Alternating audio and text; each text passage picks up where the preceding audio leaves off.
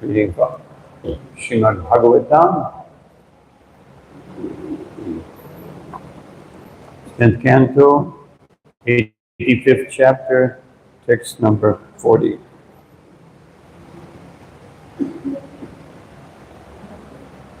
Just before we recite the text, I just want to relate one wonderful experience I had in Hungary, in Budapest temple, before the Bhagavatam class, just to remember what is the Bhagavatam. They had the Bhagavatam on a silver tray with nice silk cloth, and they bring from the altar and put the Bhagavatam in a high place. And that way we remember it's not a book. It's not some, we think this is a book. This is not a book. This is Krishna in literary form. So I thought that was very nice. I suggest that management can consider this very nice way of remembering Bhagavatam Chaitanya Charitamrita, to bring them to the altar, because they are, it's Krishna himself. So, Darshanam Vam Hi Bhutana Dushpraptam Shapyudurlavam Rajastama Swabhavanam Yanna Prapto Yadichaya Darshanam Vam Hi Bhutana Dushpraptam Shapyudurlabham Rajastama Swabhavana Rajastama Swabhavana Darshanam Vam Hi Bhutana Dushpraptam Shapyudurlabham Rajastama Swabhavanam Yanna Prapto Yadichaya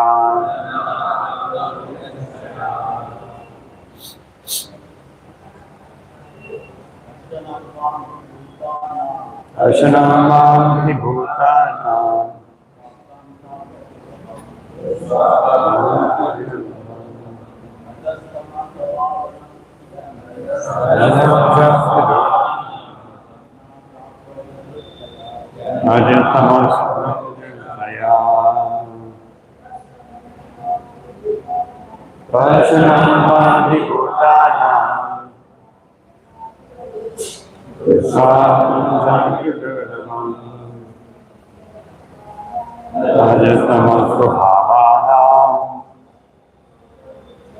Yanna Prapta Adichtaya Darshanam Vam Hi Bhutana Dushpraptam Shapyudurlabham Rajastama Swabhavana Yanna Prapta Adichtaya Vaishnavi Nanamami Bhutana Dushpraptam Shapyudurlabham Rajastama Swabhavana Yanna Prapto Yadichtaya Darshanam, the vision, Mam, of you too, He, indeed, Bhutanam, for living beings in general, Dushpraptam, rarely achieved, Api, yet still, Adulabham, not difficult to obtain, Raja, in passion, Tamaha, and ignorance, Swabhavanam, for those whose natures, Yat, in that, Naha, by us, Prapto, obtain, Yadrichaya, causelessly. Translation and purport. Seeing you, lords, is a rare achievement for most living beings. But even persons like us, situated in the modes of passion and ignorance, can easily see you when you reveal yourself by your own sweet will. Everyone can please repeat. Seeing you, lords, is a rare achievement for most living beings. But even persons like us, situated in the modes of passion and ignorance, can easily see you when you reveal yourself by your own sweet will. Purport. By ascribing to himself the degraded status of a demoniac birth, Bali Maharaj denied any spiritual qualification for being visited by Krishna and Balaram. What to speak of demons like himself, Bali thought, even advanced renunciants on the path of jnana and yoga fail to please the Lord when they do not give up their pride and envy.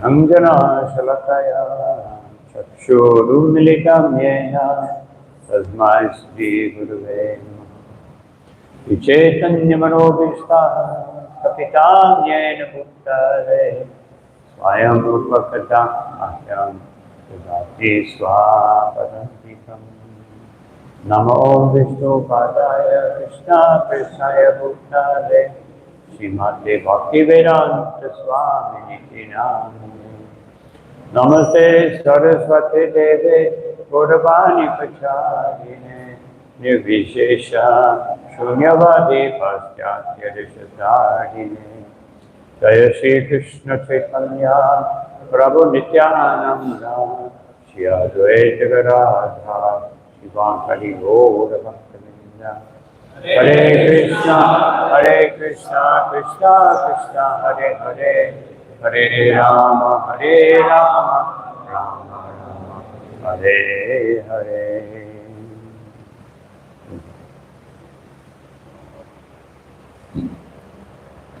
So, Bali Maharaj, actually, he considers himself by demoniac birth to be unqualified. Prasad Maharaj, he said the same thing to Lord Nrsimhadev. When first he approached the Lord, then tears came to his eyes by seeing the beauty of the transcendental form. Although certainly for the demons, it was not such a beautiful form. So Nrsimhadev killed them. Only a few demons escaped. When they saw the other demons were being killed, they forgot about chivalry. Although they would have been more fortunate to be killed by the Lord. So they got a double minus. First, losing the Kshatriya pleasure of fighting, and second, being killed by the Lord. But certainly, even the demigods, they all offered prayer, starting with very insignificant. It's very interesting, those prayers to Lord Nrsimhadev. If you read them carefully, each prayer reflects the consciousness of those who are reciting the prayer. Just like Indra, when he recites his prayer to Lord Nrsimhadev, he says, "My Lord, please be satisfied by giving us the ability to serve you in the heaven." Otherwise, he's saying, "Please preserve my position," basically. And the Kinnaras and the Charanas, they all pray for something. There's a material element. Then Lord Brahma, his is more transcendental. Lord Shiva, his is more transcendental. And Lakshmi Devi, even more transcendental. But no one can satisfy Lord Nrsimhadev. And they're all afraid. They told Lakshmi, "Please, you go, you're his wife, go satisfy." And she says in the ecstasy of awe and a little astonishment. I've never seen a form like that before. Otherwise, when she sees him as Nrsimhadev, she sees him smiling, beautiful. Now he's covered with blood, a garland of intestines. So she was momentarily, Vishwanath Chakravarti Thakur said, she forgot that she had even ever seen the form of the Lord. Just like when Nimai was a young boy after Jagannath Mishra had, out of separation, had left this world because he had a dream, twice he had a dream, that Nimai would take sannyas. And so even at the birth ceremony, there was an astrologer. He was doing the astrological chart, then he saw he'll take sannyas, but he didn't say anything. Otherwise, Jagannath Mishra probably would have left his body right then. Of course, he hadn't developed full attachment at that point in time. But so after he left, in one moment, Nimai all of a sudden just became furious. And he started breaking everything, broke the doors, broke the cabinets open, spilled all the oils and grains everywhere. And Mother Sachi was afraid. I've never seen this form before. So sometimes the uncharacteristic activities of the Lord, because his activities are always uncharacteristic. And I'll speak about that a little later also, in a different way. And from our point of view, we think, conditioned souls think that Krishna owes us something. Not Krishna necessarily, but God. If you know Krishna, if you know who Krishna is, if we understand a little bit of this philosophy, then we can understand that we owe everything to Krishna. But sometimes that feeling is there. I've done so much service. Why are you doing this, Krishna? Why is this happening to me? But materialistic people, they think like that. So they'll see the Lord in that way, that he's as Isharapita Savipagyayo Ashviti, that they see in reverse of what it should be. Instead of us being the order supplier for Krishna, knowing that Sarvaloka Maheshwaram, everything belongs to Krishna. Therefore we should offer. It's not like we're even offering to Krishna. We're just bringing it back. Just like people, they have pet dogs, they throw a ball or a stick, and the dog brings it back. So if we're Krishna's dogs, Krishna's faithful servants, we're bringing back. Just like I remember the first time I went to Venezuela in Latin America. So the next country is Guyana. And Venezuela and Guyana have the biggest oil reserves in the world. So I looked at a map, because usually when I would arrive in a country, I would get the map and ask devotees, where have we done Sankirtan? What's the next place? How can we do this? How can we develop Krishna consciousness? So I was looking at the map, and it had one area between the two countries, and it said reclamation zone. So I asked, what is that? What is that reclamation zone? And said, well, it's in dispute. So I was thinking, it's just jungle. There's nothing there. There's no town, nothing. Why is it dispute? Oh, because there's oil. Nobody would care if it was just some trees and snakes and, it'd be a very thick jungle. But there's oil, so very important. So I was just thinking that this whole material world is a reclamation zone. And once we realize who we are and who is Krishna, our duty is to reclaim this property for Krishna. That's what we're doing. Taking everything. And we can't do it physically. We don't have an army, Like we heard the other day, you know, Bali had a big army, could defeat India. We don't have such an army. But we have an army of Sankirtan devotees who will give the consciousness, this book distribution. It's not just, satisfy Srila Prabhupada, although that is there. We should try to satisfy Srila Prabhupada. But it's getting from Srila Prabhupada what he is trying to instill, place within our hearts the feeling of compassion that all these living entities are trying to steal from Krishna. And what our duty is to let them understand that actually everything belongs to Krishna.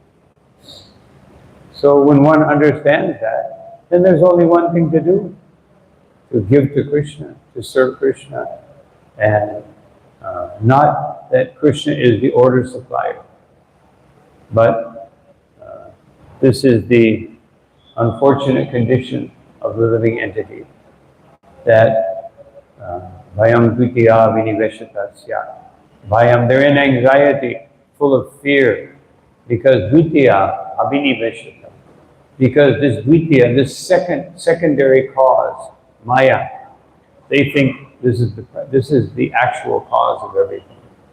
And therefore, ishada pitasya vipadeyo ashmiti, and therefore, everything's in reverse. Instead of worshiping Krishna, surrendering to Krishna, giving everything to Krishna, the opposite. What can I get from Krishna? So when we come to Krishna consciousness, we have to be very careful that we don't think that this is some opportunity, especially now here in India. In our movement has become very popular. Many people are willing to give some land or give some donations, and we don't think, let me get my piece of the pie. Let me get something from Krishna. No. We have to be very careful. Everything. Srila Prabhupada said so many times. I was going to count it one time. I keep forgetting how many times Prabhupada said, not one farthing for oneself. Everything for Krishna. Then we will be successful in spiritual life. Otherwise, we will commit offenses to the deity, to the holy name, to the Vaishnavas, thinking that I should be taking something from Krishna. A devotee feels so bad just at anything. There's a competition.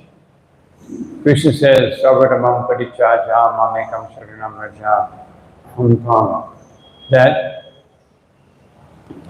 he says, I want you to take from me. He said, I'm providing for you. It's his instruction. He's saying,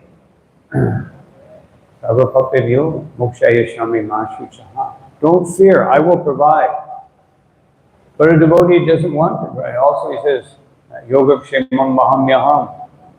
He's offering some service, but the devotee feels bad. But on the other hand, what alternative do we have? Do we have an alternative source? Is there some other place we will get something? But therefore, out of extreme gratitude, feeling bad that Krishna is providing, I should be providing for Krishna, yet he's providing everything for me. I should be providing for Krishna. So a devotee thinks like that. Very, doesn't want to take anything from Krishna. Wants to give everything to Krishna. Just like Kola Sridhar. When he was, he would get some earnings, like the equivalent maybe of, nowadays 10, 20 rupees he would get in a day. But he would take half and offer it to the worship of the Ganga. Half of his earning with nothing. How many people here can live on 5 rupees a day? So, not very many. But he would. He was so poor that his water pot where he drank water had holes in it. But Lord Chaitanya, seeing his devotion, he took that water pot and drank from it as if it was nectar. So, because this is the way, just like this verse is saying, that yana paptao yajuchaya. If the Lord reveals himself, even though Rajastamas Sabhavanam, even though we have this nature, Bali Maharaj is being put into this condition. As we discussed yesterday, he's king of the Daityas. He's, and he's thinking that way. And Prasad Maharaj thought that way. And he said to the Lord, I have demoniac blood flowing in my veins. How can I serve you? How can I worship you? But the Lord touched him on his head, and he was able to glorify. Juhu Maharaj also, when he saw the Lord appear before him, he said that, I had everything. Sanadilasi tapaso. I had everything. I had so much from Bhaktavam, Deva Munindra Bhuyam. I had so much power, even more than the Devas and the Munis and all the big Indras and controllers. I had more than all of them. But then, but then I realized that all of this that I've acquired, or all of my ambition, he approached the Lord out of anger. He approached the Lord out of ambition. He approached the Lord, out of greed, practically. I want a kingdom greater than that of my grandfather. Otherwise, I want a kingdom that's greater than the universe. That's a pretty big ambition. Most of us, we would like, maybe, let me at least get if I could just get a 600 square meter house, then I'll be okay. I'll be nicely situated. But he was not sad. And he said, all of this ambition, this whole universe, is like a little piece of glass compared to the transcendental gem of just having the darshan of the Lord. Just like Narada Muni, when he was approaching the Lord appeared before him. And he said, this is the only time you'll see me in this lifetime. Imagine how long, so much austerity and penance. The Lord appeared, he said, take a good look because you'll never see me again in this lifetime. Imagine the determination that a devotee must have.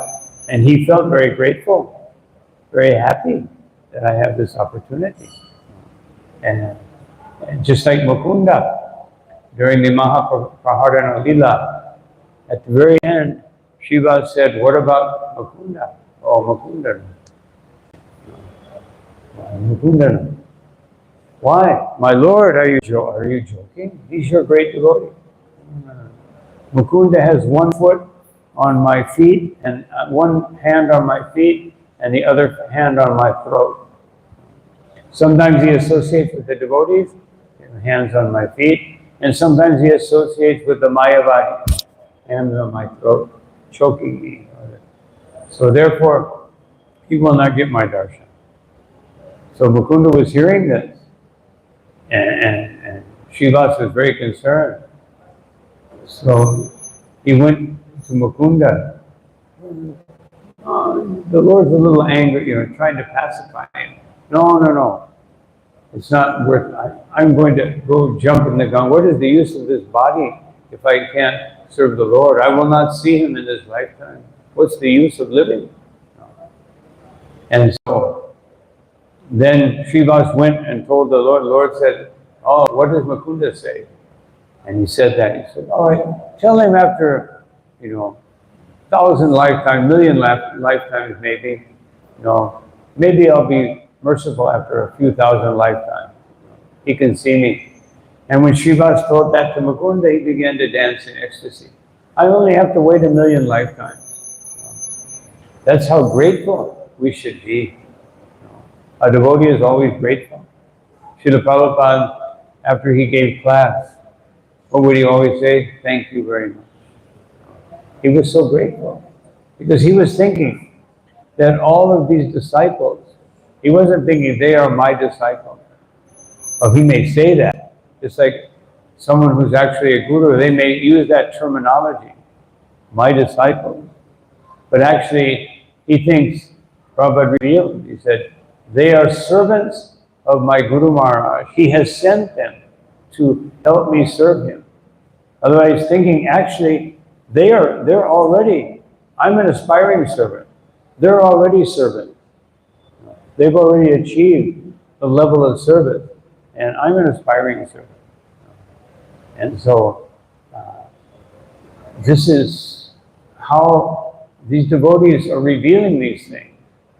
How we can, they may, Srila Prabhupada obviously is Mahabhagavat, coming from Goloka Vrindavan. We know that. But he doesn't see himself that way. Even though sometimes Prabhupada did say, he told the devotees once, you would be astonished if you knew who I am.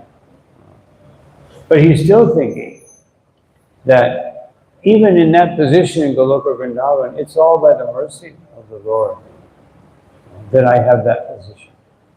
Not that I deserve it. I don't know, the devotee never thinks I deserve this. No.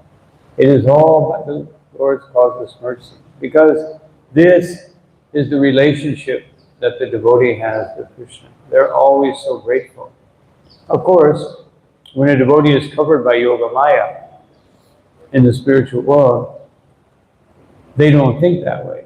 Because Krishna doesn't want them to think that way. Krishna wants them to be in a superior position. The cowherd boy, Sridham, saying, Krishna, why don't you eat more? So that you can, I always defeat you. You should become a little stronger. Yashoda, Krishna, you have to come home, you have to do this. Very concerned. Thinking, I'm providing for Krishna. If Krishna doesn't come and eat, how will he survive? Just like in Govardhan Lila, when Krishna was holding up the hill, Yashoda was meditating on his arm. Just meditating on his arm. Thinking, and then she looked at Nanda Maharaj. Why don't you help him? We see this picture that, you see the cowherd men all holding up with sticks. Actually, when they put those sticks up, Krishna went like this. He moved his hand a little bit. And they could see, you're not really helping me. And Madhumanga said, Yashoda Mai, don't worry. I'm doing this. This is my Brahmateja. He's just pretending to hold it up. This is the duty of the Brahmins. This is the power of Brahmins. Cowherd boys, they don't have this power. So these wonderful leelas, she was so concerned about his arm. She wanted to massage his arm. And then she was worried he hasn't eaten. She finally got Subal. Please, Krishna is very obedient to you. To convince him, finally, he said, Krishna, take something so your mother will be satisfied. So he took a little betel nut. And and what to speak of the gopis? But if that Yoga Maya is not there, just like after Govardhan Lila, Yoga Maya withdrew a little bit. And all the cowherd men thought, we kept thinking that, our sons would say, Krishna did this, Krishna killed this demon. Yeah, just imagination. But then when they saw, when they saw that the Yamala Arjuna trees had been pulled down and Krishna was there with a mortar and these trees had fallen, then they thought, well, but still, it's just maybe he's a demigod. But when they saw Krishna lift up Govardhan Hill, nobody could deny Krishna is very special. They all began to to speculate. And even Nanda Maharaj was remembering what Gargamuni said. He said he was like Narayana, and immediately Krishna known Yoga Maya. When Mother Yashoda began to think philosophically, she saw within the mouth of Krishna, she saw herself with Krishna on her lap, and she thought, maybe he's not even my son.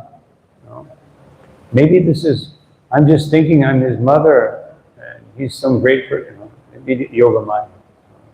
Krishna doesn't want to. But otherwise, if that Yoga Maya is not present, then devotees will see the greatness of Krishna. Now, Krishna doesn't want them to see his greatness.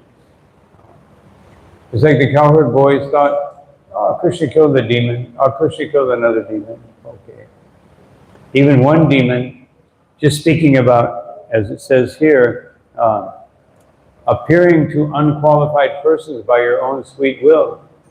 When he killed Aghasura, the Aghasura is spiritual, as a spiritual spark, was coming out of the body. Now, generally, when Krishna would kill these demons, they would merge into his body.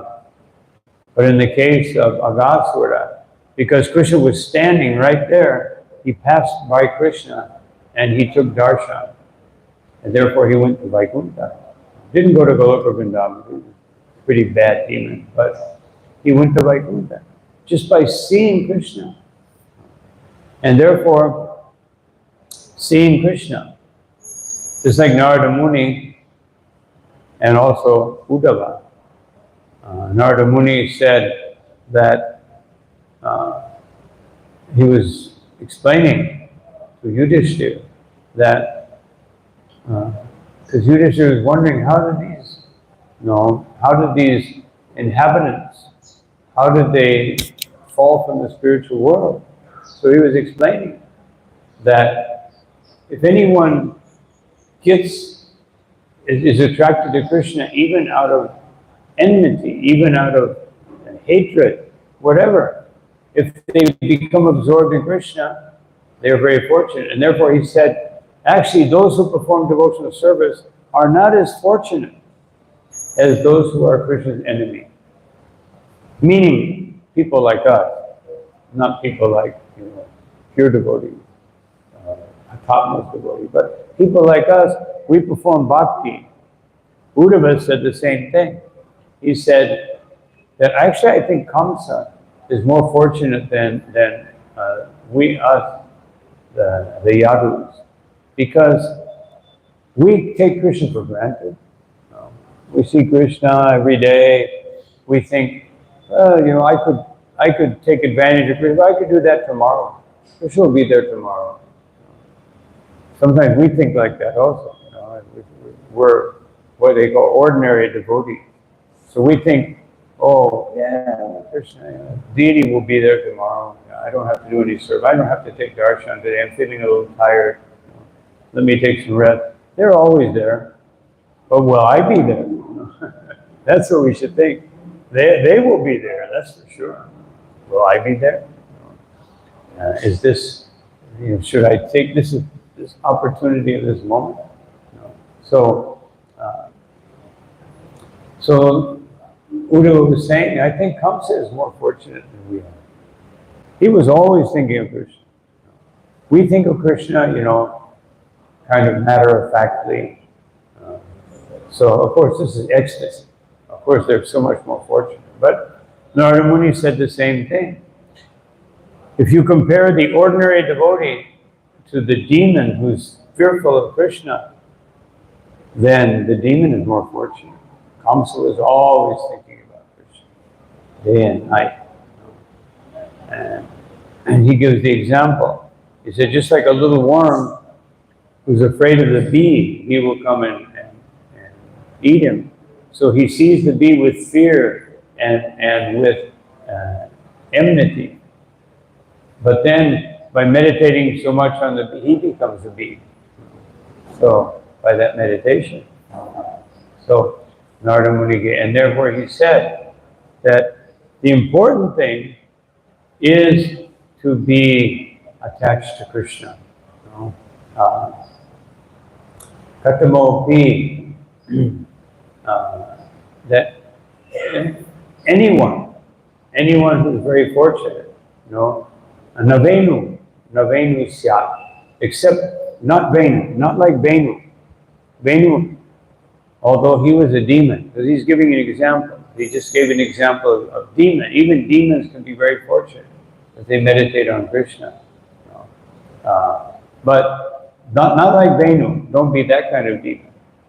But if you're a fortunate demon, then that meditation will be very beneficial. So, not like Venu, but if you just somehow or another are able to fix the mind on Krishna, Mana Krishna Niveshayat, if we can just, by somehow or another,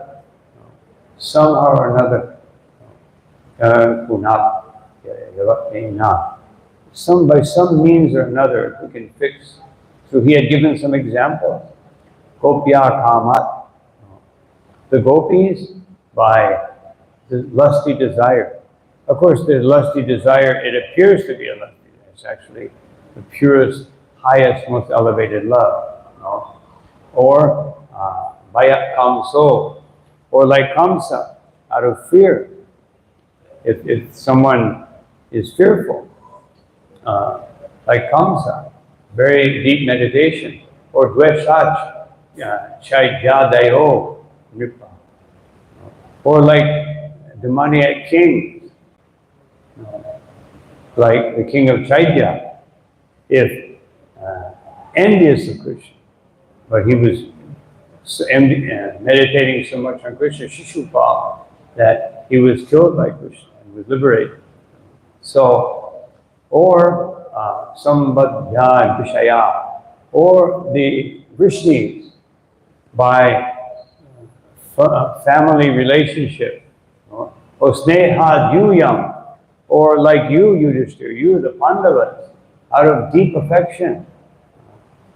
And any of these ways, or Bhakti-bayam Vibho, or like we ordinary devotees, by sadhana bhakti, if we're very serious, we meditate on Krishna through sadhana. Therefore, the deeper, the more constant, the more intense is our sadhana, increases our meditation on Krishna.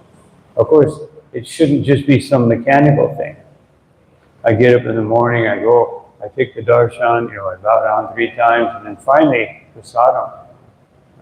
Finally, what I want, what I like, prasadam will come.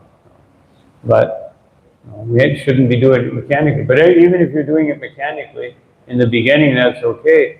But don't let it be mechanical all the time. Let it be real. Let it become meaningful. Let me, when I bow down, just like Bali Maharaj, I'm putting my head down so Krishna can put his lotus feet on my head, and bless me. Like one example, just like it's saying here, those in the mode of passion and ignorance. One example is Trivakya, Kubja. So Kubja, she was actually bringing some oils for Kamsa. And it says in the Bhagavatam, she was actually beautiful, it's just that she had a hunchback. She was a beautiful lady, young, beautiful lady, but she had a hunchback. So Krishna saw her. Now why would, she offered some oil. Because when she saw Krishna, he was so beautiful that she couldn't resist. Now, Kamsa is not, you can't just give an explanation to Kamsa that I was bringing some oil, but I gave it to the very person that you hate. You couldn't, she was taking a big risk. But when she saw Krishna's beauty, so therefore when we see Krishna's beauty, we should also be willing to take the risk. Give up my sense of security in this material world. Take that risk. Give up, just like I was with some devotees the other day. And one of the devotees, you know, one devotee was asking another devotee, please come and help us do service. And then that devotee asked the devotee who was speaking, how old are you? He said, 56. He said, then, okay, I'll come and do the service, but you give up your business and surrender to Krishna right now. Then I'll come. And he agreed. No, it actually worked. No. So that's how we should give up our sense of security here. Not that everybody should give up their you know, every grihastha. Prabhupada also taught us how to be a responsible grihastha. You don't just give everything up irresponsibly, but you know that everything is for Krishna. And you never stop meditating, when is the moment when I can increase my external service? And in every moment, I should be increasing my internal service by chanting with more attention, by worshiping my deity with greater,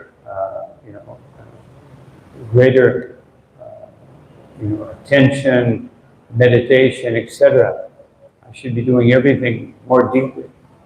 Just like one devotee asked me, he said, when I was a brahmachari, I was distributing 200 books a day. Now I'm married, I can hardly distribute any book. I said, yes, but internally you have to continue to advance more. Because Krishna is not looking at the quantity, he's looking at the quality of your bhakti, the quality of your devotion. So Trivakya, Krishna grabbed her, straightened her out. And Vishwanath Chakravarti Thakur explained that actually she was an expansion of Satyabhama. And her name is Pittini. She is a deity of the earth. And so that the earth was burdened. It was bakra, it was curved, it was bent because of the burden of all these Kshatriyas. So Krishna, when he pulled her like that, he was saying, don't worry, my dear Pitti, I'm going to take away the burden. Now you can stand up. So her relationship in her original form in Satyabhama is to love Krishna and to be intimately connected with Krishna. So therefore, she acted like a woman of, as they say, ill repute. And she invited Krishna. Krishna said, oh. So Krishna revealed himself. So one can say, oh, well, that's because she was Satyabhama. Yes. But Krishna used her to show how merciful he can be if someone simply meditates. She just saw his beauty. She meditated on him intensely. I want to be with him. This is how could she relate? She was a young woman, unmarried. She sees this beautiful person. She wants to be with that person. And so Krishna satisfied her desire. And so this is, in one sense, we are doing the same thing. The earth right now is very much bent over by so many demoniac things, and they're not even good demons. The demons at Krishna's time were qualified demons. These are not even very qualified demons, but they're creating such a disturbance because the whole atmosphere is so demonic that they can excel. Otherwise, by their own ordinary demoniac ability, they're just like little rakshasas. They're not even like powerful demons, but they've got the whole world immersed in sense gratification, and therefore it's our duty to straighten up their consciousness, take away this burden. And by distributing books, by preaching Krishna consciousness, by teaching others about the beauty of devotional service, this is a service that we can do for the Supreme Personality of Godhead. And if we do that, then they will be benefited. They will be so much benefited and happy. And the earth, just like with Pitu Maharaj. Pitu Maharaj became a powerful king, and immediately, why are the citizens of the world suffering? Well, there's not enough grains, there's not enough vegetables and flowers and fresh water. Of course, nowadays we can say the same thing. Practically speaking, unless you have a good amount of money, you can't eat fresh vegetables because they're all covered with chemicals. There are no fresh vegetables. They're all covered with poison. I've been teaching the devotees how to take that poison off. I can speak to the cooks and teach them so the devotees can take some decent vegetables. Because especially here in India, there's not a whole lot of control over how much poison. Just like in Trinidad, which is like a perverted reflection of India, the island of Trinidad in the Caribbean. I walk in this one pathway out in the farmland, and sometimes I have to take a mask because they're putting so much poison. I looked at this one man, he's putting the poison on, and I saw it was like there's this white coat on the vegetable. It wasn't even like a little few droplets. It was like white. It was a green vegetable. It turned white from the poison. And I thought, Hare Krishna. I said, let me just eat vegetables that have coating on it so we can cut it off. And so I said to the man, why are you putting so? He said, well, I don't, if I don't make sure that every one of these, bindi, this is bindi. So if every one of them is not sold, I'll make less profit. So who could care about the people? It's just that I make my profit. So anyway, the point is that, this is what we're subjected to. But by preaching Krishna consciousness, we can decrease this greed. The whole modern society is based on greed. Getting more, getting more, getting more.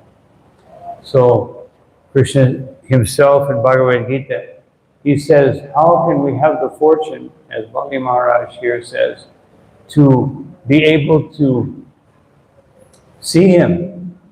So Krishna says that bhaktya panajaya shakya ahamegam dirvajana, that only by ananya bhakti, by pure devotional service, it is possible that gyatun, you can understand me, you can understand, have some knowledge of me, drashtu, you can see me, and pravishtu cha, and you can enter into the mystery of my understanding, which means you can understand Radha and Krishna.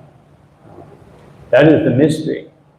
We can understand Krishna as the Supreme Person, but to understand Krishna in Vrindavan, pravishtu, to understand more and more deeply and more deeply, Krishna will reveal himself more and more and more. This requires pure devotional service. And that pure devotional service should be the goal of our Krishna consciousness, the goal of our spiritual life. So if we do this, then we can be Krishna's servants and straighten out all these Trivakya dasas that are running around all over the place. Subject being so unfortunate that they are suffering the burden of this material world. And of course, we know it's all, you can't say, oh, it's just their karma.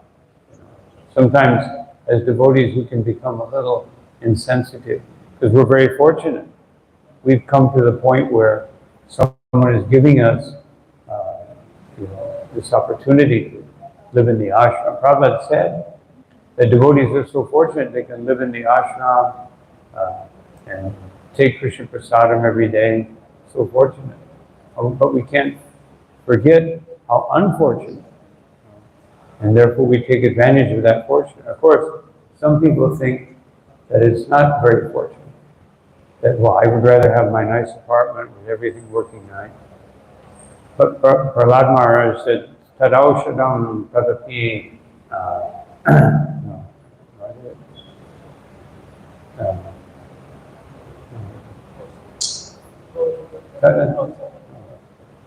Dukanam tarati dukam.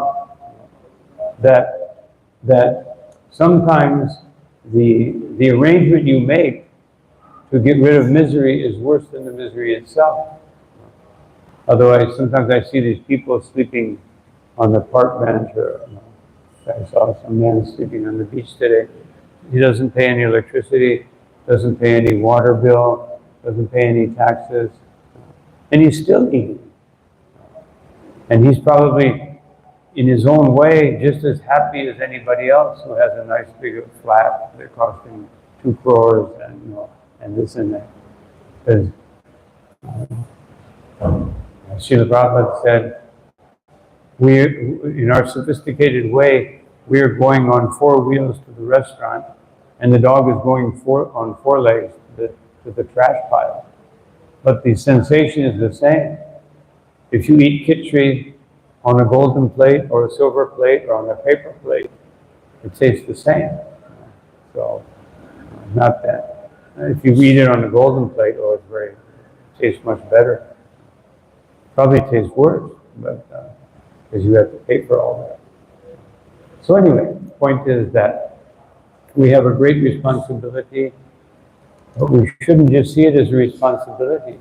We should see it as an opportunity to be the instrument of Krishna and allow these people to have the opportunity to change their very existence, which is actually,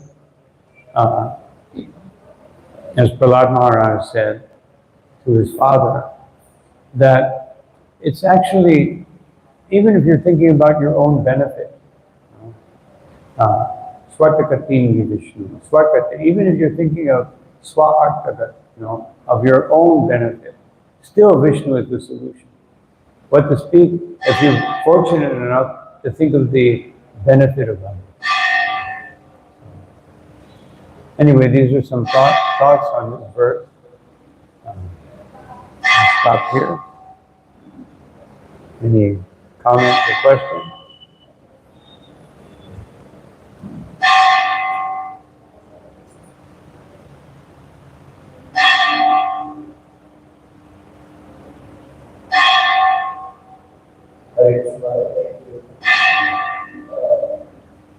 This Kubja, she desired endless.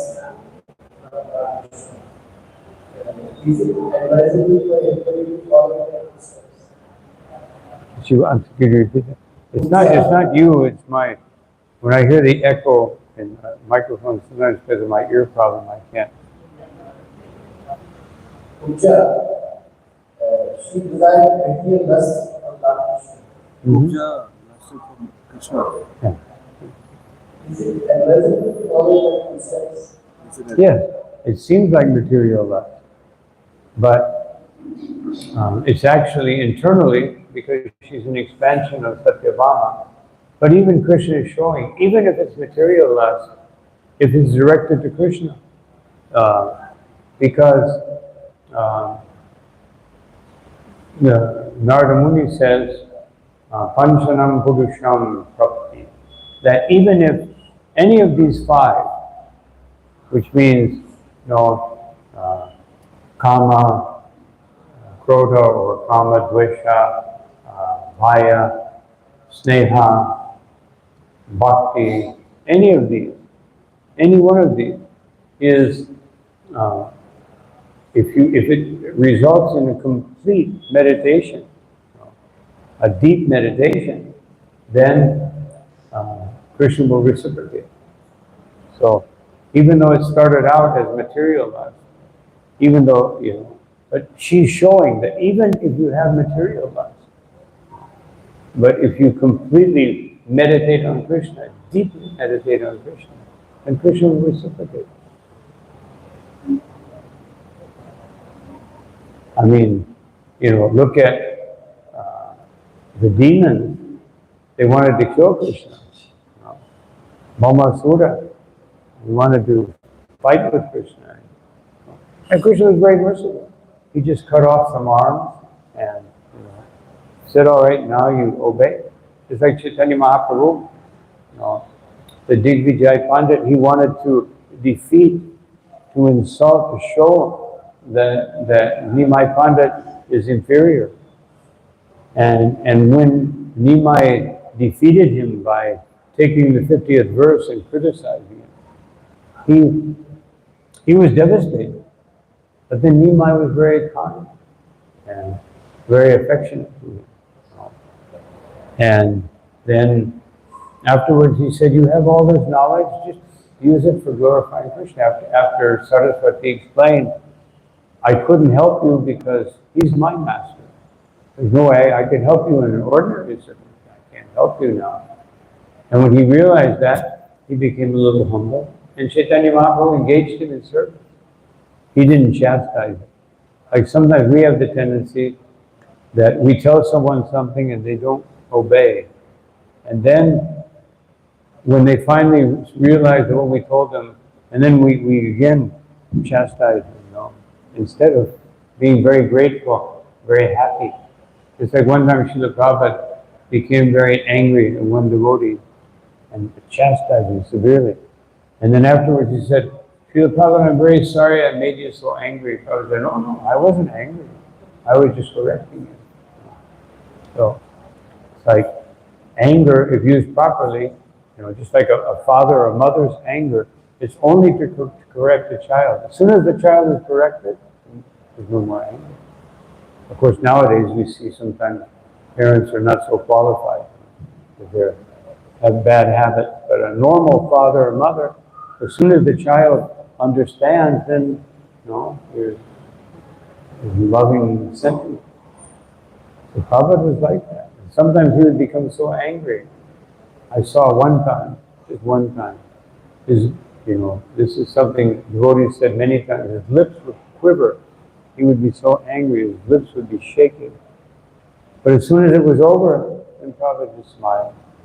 One devotee in one GBC, it was my GBC at the time, Prabhupada chastised him, got very upset. And for 3 days, Prabhupada wouldn't talk to him. And then on the third day, he said, Prabhupada, please forgive me. And Prabhupada said, he asked him the question, have you learned this? Oh yes, Prabhupada. And then Prabhupada smiled and said, oh. So he just wanted him, he was being here because he could see, Prabhupada could see. Anybody who you know, especially devotees who had a lot of association with Srila Prabhupada, they all said that when Prabhupada looked at you, it was like an X-ray, an X-ray into your consciousness. He could see what was wrong, what was right. And so, you know, it felt like that. Just like I'll just give this example. That same GBC, when he first came to India, he had a guitar. And so he said, Prabhupada, I made a song about Krishna, can I play it? Prabhupada said, you know, not like enthusiastic. Yeah. And so he played his song. He was waiting. He told me about this afterwards. So probably he was waiting for Prabhupada to say, oh, that's so nice. So Prabhupada, what do you think? He said, it is a nice sentiment. But if you want to learn how to glorify Krishna, you must follow Narottam Das Thakur and Bhakti Vinod Thakur. You never, when you wanted to get something from Prabhupada, you always generally got the opposite. You know? They wanted you to like say, oh, you're a nice devotee, you know. No, he was just the opposite. So, anyway, so take one question. I just want Bhagavad Gita is told that you can employ lust and then Krishna. So you can employ lust and then Krishna. Is told in Bhagavad Gita. It's the echo. We can employ our lust and anger in Krishna consciousness. Yes, Narottam Das Thakur says you can employ everything except for envy. So he said, how do you engage lust or desire? You desire, you make your desire, otherwise you have some desire, I want to work in this way, so you do it for Krishna. That's what Narottam Das Thakur said. Your anger, he says, just like Hanuman. He employed his anger. So, but it has to be scientifically done.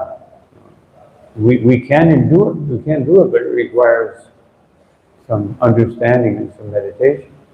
It requires following the acharya.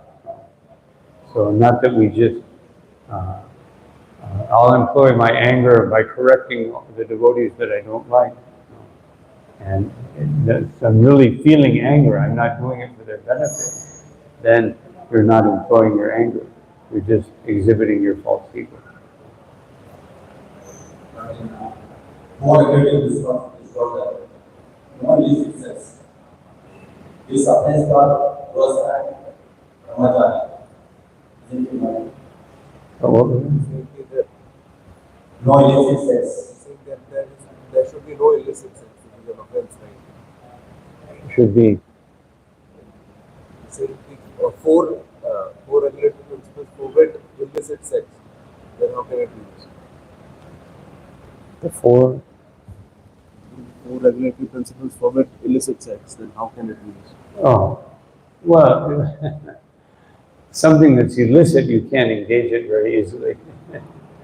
But, if we have that desire, then by Krishna's recommendation, we get married and we use that desire for being responsible and having Krishna conscious children and making them Krishna conscious. But illicit sex, you can't purify illicit sex. If it's illicit, it's against the principles. You can purify it by not doing it. You can purify it by getting married and being responsible for your husband. One time a devotee wrote to Srila Prabhupada, I think it was Madhavananda, said, Prabhupada, I'm feeling lust, therefore I think I should get married. And Prabhupada wrote back and he said, marriage will not stop lust. If you want to stop lust, you worship the deity. Getting married is just, if you feel that, it may help to some degree, but the real solution is to worship the deity.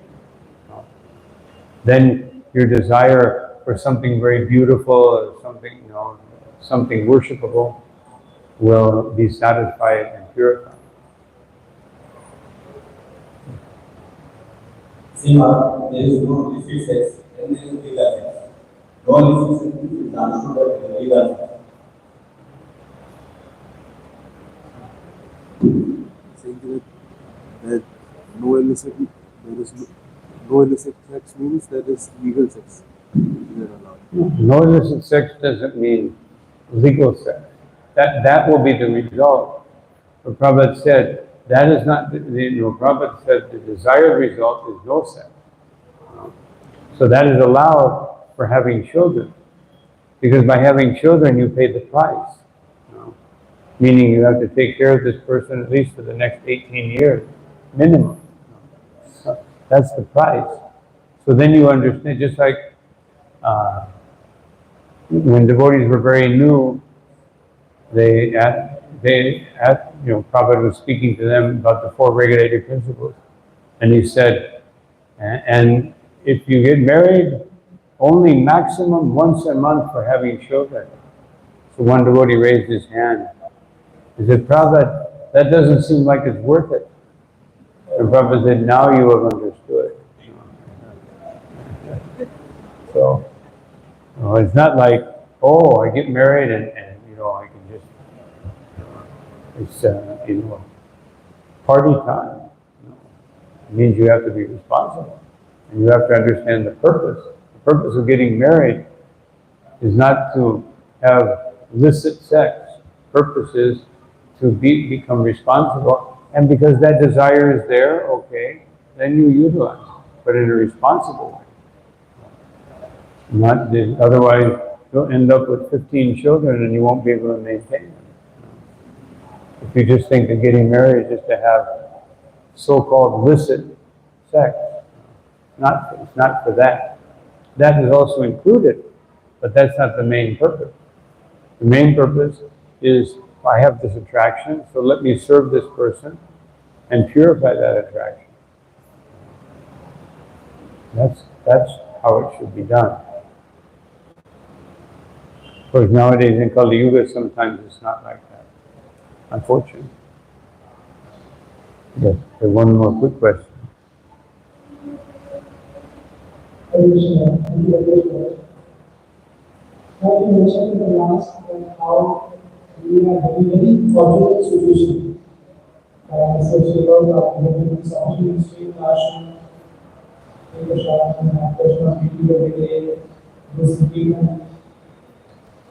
And we should share this fortunate situation because situation was difficult, usually. But whenever I see that rather than endeavoring for spreading Krishna consciousness or fantasy, there are many roles to our religions. Follow the rules, close the rules, and understanding there are many roles rather than positive or neutral rules. Yes, but anything we do artificially will not give a good result. And it's not what we see, but it's who we see. You know? We may see so many people that are bad examples. We have to look for the proper example. There'll always be, Krishna will always offer someone who can give us the proper example of how to utilize every situation in Krishna consciousness. No? So, the Vatashmita Jnanam Apohanam Cha. Either we, Prabhupada said when he spoke that verse, he said, if you don't want to serve Krishna, Krishna will supply you with thousands of reasons for not to do it. He'll give you that memory, and he'll help you to forget it. And if you want to serve Krishna, then he will give you so many reasons why you should serve Krishna. So we should always be looking for the example that fits into what Srila Prabhupada has taught us. Because you'll see many other examples. Just like when Krishna left this world, he left his Maya form, his form created out of material energy, so that those who want to believe that Krishna is an ordinary person, they think, oh, Krishna was killed by a hunter. Although actually even the material form, the arrow just touched his foot. But he apparently exhibited that he had, the hunter had killed him. So somebody who wants to believe that, who wants to believe that Krishna is an ordinary person, Krishna gives that facility. So Krishna will give all of us the facility to see bad examples or see so many people that fail in some aspect or another of Krishna consciousness. And then we can use that as, well, I've seen so many like this, so what to do? I guess that's the way it is. No, we should look for that person or those persons who, in spite of the way the material energy works, they follow the process given by the Parampara. Otherwise, why is there a Bhakti by Bhava class or Bhakti Shastri class? Not just some theoretical knowledge, but so that I understand how to conduct my life in such a way. Why do we hear the Bhagavatam every day and Bhagavad Gita every day, hopefully? And so that we understand that above and beyond these material desires, there is Krishna consciousness. But it's not so easy. But even if we fail once or twice, the problem is when you fall away from Krishna consciousness, whether you fall down or whether you become weaker, then the mind immediately says, what are you doing? You already tried and you failed, so why try again? Just like I had one devotee in Mexico, he got married, then he started preaching to all the brahmacharis. Forget about being a brahmachari. You're not going to make it anyway. Just get married now. And so I had said, Prabhu, maybe you should go somewhere else. This is not exactly. At least you want the brahmacharis, even if they get married, to be qualified to be married. Which means they're brahmachari for 4, 5, 6 years, 8 years. Then they understand what life is about. They understand the happiness of austerity. so that after the difficulties and trials and tribulations of married life, they will go back to that treasure that they created within their own consciousness, in their own heart, of just being able to serve Krishna without any other obligation in life. We have to look for that example. Okay, thank you all very much. All glory to Srila Prabhupada, Sri Guru, Sri Gauranga, Sai Gaur Premanandi.